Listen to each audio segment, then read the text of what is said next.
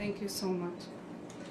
Seeing people make their ways to the court to say no to academic repression, no to silencing the voice of justice, and no to the Trump administration detention of a student and a scholar who dare to speak truth to power. I thank everyone who came out to support the cause of truth-telling, speaking up, and standing for Palestinian rights. Thank you. Your support restores my hope for freedom, my trust in justice, not only for Badar, but for all students and academics and all oppressed around the world. Hearing the judge's words brought tears to my eyes. I wish I could give her a heartful hug from me and from my 3 children who long to see their father. Badar told me, if my suffering in the detention center is because I married to a Palestinian and because I spoke out against the genocide in Gaza, then I should wear it as a badge of honor. What I endure here is a drop in the ocean compared to the pain of the Palestinian who has been bombed, starved, and massacred for 585 days. Their suffering is lived every hour under skies buzzing with the drones over a ground full of rebels while the world watches in silence. If standing with them is a crime, then I carry that guilt with pride. I will say this out loud. Badar's beliefs are not a threat as the US government is claiming. Badar is a scholar, a researcher, and a lover of freedom, truth, and justice. I'm proud to be his wife and the mother of his 3 children. I'm a Palestinian woman who feels the pain of my people in Gaza. I'm also an American who believes in the freedom of speech. This country promised me and owes every one of us. We are here in US to live, to learn, to research, and practice our profession, not to be separated as a family, not to be tortured, not to be disappeared, and definitely not to be put in the detention center for no crime. I hope Badar and Mahmoud Khalil and all others who have been detained without committing any crime will soon walk free, carrying their pride and dignity with them. Now it's time to act. Silence is not an option when injustice prevails. We must be the voice of the voiceless, standing firm in solidarity with their struggle. Let us be the generation that refuses to look away and that fights for a world where truth cannot be silenced and justice for all will be served.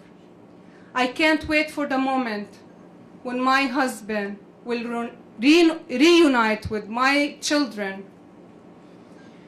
It's a victory for all of us, a victory for justice. I also held a space to remember those disappeared and detained. Free them all, free Mahmoud Khalil, and always free Palestine. Thank you so much. Thank you so much, Mafez. So we are going to open it up to questions right now. I will ask the questions be directed at the lawyers. We're going to, give Mafez a bit of a reprieve and respect her family's privacy. But if you have questions for the lawyers about the case or what's next, we would be happy to take some questions. I want to get an idea, Miss, exactly when Mr. Khan Suri will be released. I know in Ms. Oster's case last week, the judge mentioned immediately from the bench. I didn't hear that. Is there something that I missed? We are going to be, watching obviously very closely in terms of what our next steps are. I don't think that any of us plan, at least the lawyers plan on leaving the courthouse this afternoon until he is released. So we will stay here as long as we need to ensure his release and move forward from there. And a quick follow-up, if I may, I also wanted to get some clarification on where he will be able to travel to. I know the the judge said he should be in Virginia, but Georgetown also says they want to give him the ability to come back and teach. Will he be able to travel into DC? Yeah, I believe she said that, and again, we don't have a written order from her yet, but I believe she said he can reside in Virginia. So I believe that would still allow him to travel to Georgetown. I don't think there's any restriction on his travel. I believe you touched on this a little bit, but the judge said something roughly, release is in the public interest of disrupting the chilling effect on protected speech. Obviously, I'm not asking you to speak for the judge, but maybe interpret that in lay people's terms and maybe what she was getting at or what you interpret she was getting at when she said that? Yes, so we anticipated that the government would ask for a stay, basically putting on pause the judge's order today, and so we asked her to not allow for them to get that pause, and one of the factors is whether or not that stay, that pause on the judge's orders would be in the public interest, and the judge found that it's actually to the contrary, that, you know, what is important for the public is that they, in my opinion, that, and what we argued is that they see that Dr. Khan Suri be released, that justice has prevailed, and that justice won't allow, the due process and the federal system will not allow for somebody to be kept punitively in detention simply because of their speech. His freedom today, hopefully very soon, means a lot, not just for him, but for the public at large, that the government cannot detain people in this manner and violate their constitutional rights with impunity. Can you all speak to the gravity of this case? There were comments made during the hearing that something like this had never risen to this level before. Yeah, absolutely. I'm going to turn it over to Sophia again. This case definitely raised extraordinary circumstances, and that was one of the core arguments that we made as to why he should be released on bond, and it's one of the factors the court considers. You know, that the facts of this case alone, the fact that he hasn't been convicted or charged of a crime, the fact that, you know, he was picked up, he was detained, he was whisked away, you know, by 5 states over the course of, you know, 24 hours. So all of these circumstances present what we consider to be extraordinary circumstances, in which the court affirmed in that regard as to why this case presents a different issue. Did that answer your question? Do you want to, I know there's been comments made, if you want to add to that? Well, I'll just say that it's extraordinary. I think that what we were trying to show is that it had, besides the other students who were similarly detained for their speech, Dr. Khan Suri's detention, arrest, and the actions taken against him by the federal government because of his speech and familial associations in the manner that they did it has never happened before, except for in these other cases that are going on right now. This has never happened in our country's history, where the government targets people in this manner under foreign policy grounds, weaponizing the immigration laws of the U.S. The judge mentioned that the government had not only not filed any evidence against Dr. Khan Suri, but hadn't even submitted the Rubio determination that has been submitted in some of the other cases. Do you have any view on why the government has declined to turn that over so far? Is there something in it that would undermine their case? We haven't seen it, as I mentioned. I'm actually going to turn this over to Nermeen because, as you all may know, obviously there is a separate simultaneous proceeding happening in the immigration court, and there has been a request to present it there too. So I'm going to have Nermeen. Sure. I mean, I don't want to. Yes, we do have our reasoning as to why we think the government has not produced it yet. I don't want to share that in this setting. But yes, it hasn't been produced at all in either of the parallel proceedings that are taking place in the federal court proceeding that you saw today, and also in the immigration court proceeding that will simultaneously proceed with this one. I do think it was interesting that the court today also pointed out that the government is kind of throwing around accusations in social media, but not presenting them in the formal courtroom setting, and kind of tied that with this due process concept that's so important here to understand, is that at the very basic level, you have a right to understand the allegations that are being brought against you. And so you see here time and time again with the Rubio determination and with some of these like really loose statements that, you know, up into the highest echelons of our government are being thrown out against Dr. Khan Suri, are not being presented in a formal setting before a judge yet.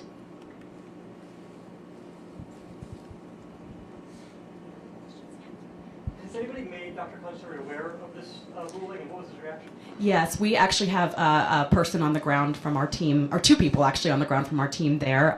They were waiting in the parking lot because you actually can't have cell phones in the detention center. So they were waiting in the parking lot to hear from us. And we're excited. We have not spoken with them since they have been able to go into the facility yet to inform him. So we don't know his reaction yet, but I am sure he is thrilled. Can you explain this case? Obviously, we understand it's separate from the immigration case.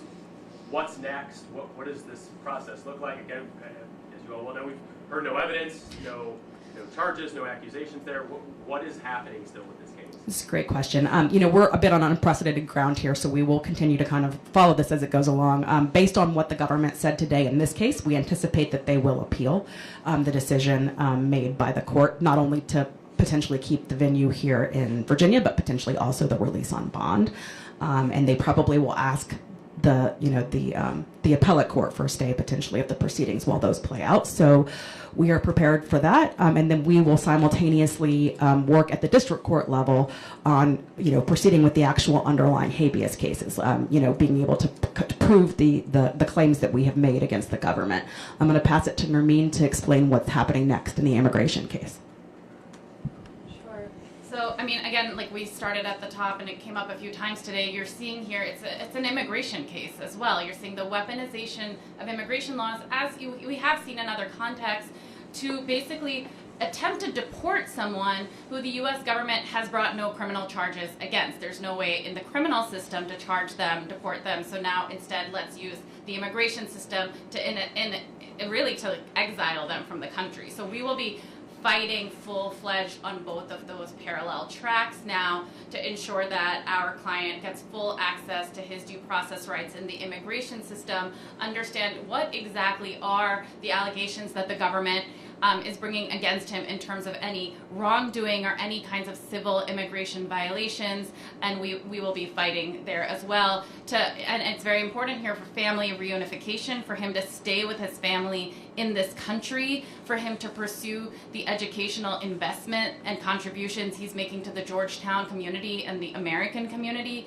and to just be here with the people that he's built, a life with, and that's what we will be fighting for in the immigration side of this case as well as what you'll see in the federal side. And a quick follow-up to that, and please, I don't mean to be crass when I ask this question, but regardless of how that immigration case plays out, if the State Department revoked that visa, what is a scenario, what is a potential win, I guess, on that side even look like? How could that play out in the best interest of Dr. Khan Suri? Yeah, I mean, I don't want to comment too much into legal theory, but I think these are all things we should think about, like terms of art. Has there been a visa that's actually been revoked? What is the process of doing that? There's a lot that we don't want to take for granted. We will at every turn plan to hold the government to its burden of, what they need to meet to show that the steps have been taken to actually effectuate and initiate properly removal proceedings in this matter. Yes.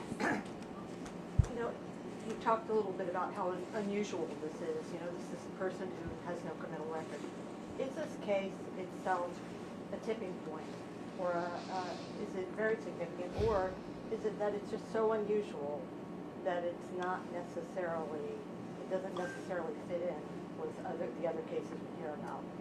Oh, I mean, I think it's not unusual for what we're seeing in this administration. I mean, we obviously know that there are similar cases that are currently happening throughout the country. I mean, there's a handful right now at this point, and we have seen similar rulings. We obviously have provided the court with the decisions from those other cases, and folks are kind of experiencing the same detention for the same INA provision, and are going through those same processes. It is unusual in the history of our country. So when I say it's unusual, it's not unusual right now. It is unusual in the history of our country. We have not seen this type of behavior by an executive where people are, deliberately targeted for their speech or their association, where they are, kind of miscellaneously labeled as a foreign policy threat, but without any substantiation for that, and then where they are deliberately taken away from their family and purposefully moved across the country to almost deny them access to courts. So that's something that is all unprecedented for what we have seen, and again, I think, we're watching history unfold with this and watching, how the courts are responding to this sort of behavior from the executive. Yes, ma'am. I'm a journalist from Dropside News. My name is Archit Mehta. I'd like to congratulate your team. And over the past few weeks, I've been grappling with the fact that there's no evidence presented. And we've been just reading reports that were presented before his arrest. So the question is, has this verdict today kind of shown that there is a greater threshold for First Amendment, and what is said on social media does not always translate to a strong legal case from the opposition side? I'm not sure I fully understand your question. Can you say it again a little bit? Yeah. So based on the lack of evidence, and the arrests were followed after the social media posts that were compiled in a news report by Middle East Forum and Jewish News Syndicate. So could you please comment on the nature of social media posts and how they really impact the case presently? Yeah, so I mean, we know, that they have obviously looked probably, we can surmise that they have looked at these other sites that have targeted and doxed Mafez and Badar, and probably have gotten their names and their information from those sites. Social media is, obviously evolving in terms of our understanding of how, the interrelationship between that and the First Amendment. I think what we have seen today, obviously, we don't know the reason specifically why they have targeted Dr. Suri, because they haven't produced it. We have understood that it's based on his speech, because that is what, there is nothing else to really base it on in his relationship with his wife and his wife's father. And so, our assumption is that if that is what the basis for their targeting of him, that is insufficient, obviously, under our Constitution.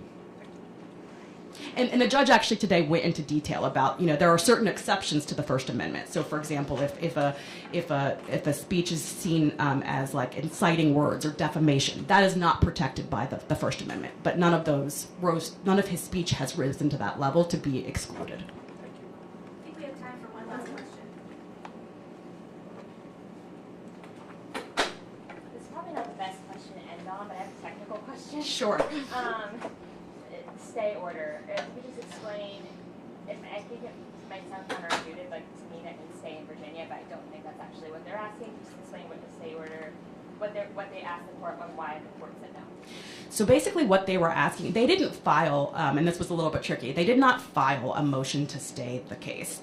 What they did is in their last supplemental filing, they included a sentence at the end that basically said if the court was inclined to rule in our favor and release Dr. Suri on bond, that the court wait before they enter the order and give them 7 days to make the application to the Court of Appeals.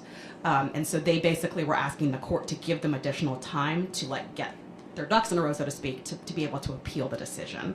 And there are certain things that the court has to consider before granting a stay.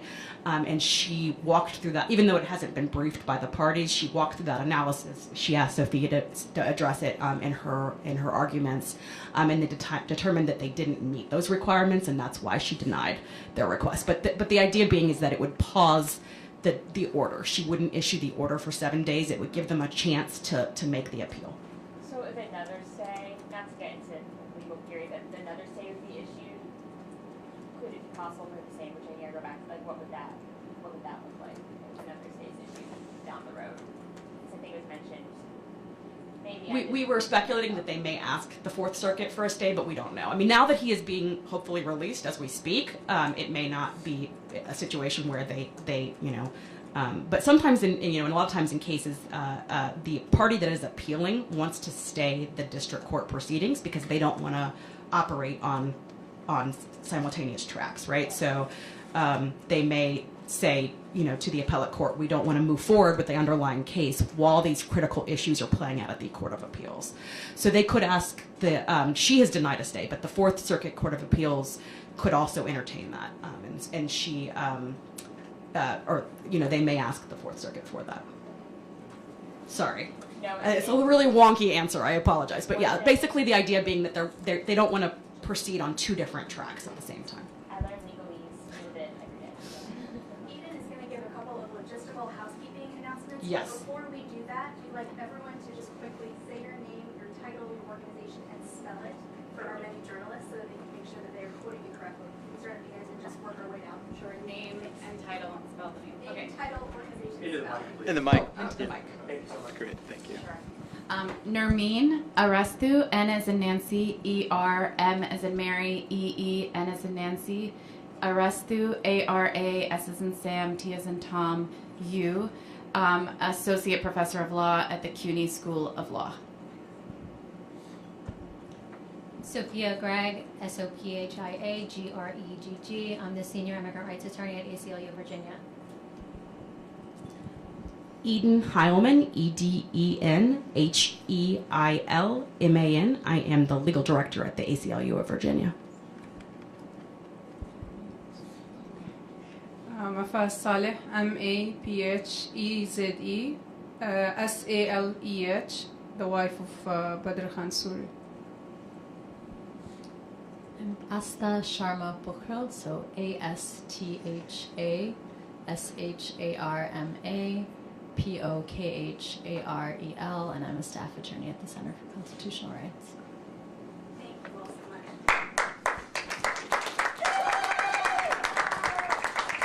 So a few quick housekeeping things before we break. If you are a reporter interested in conducting interviews with folks, please come to the front of the room, and we would pair you with whoever we can pair you with. And then if folks who are not asking for specific interviews, if you could please head out into the hallway so that we can give a little bit of quiet for folks who are being interviewed.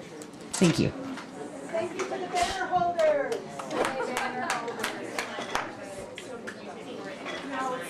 Careful, careful.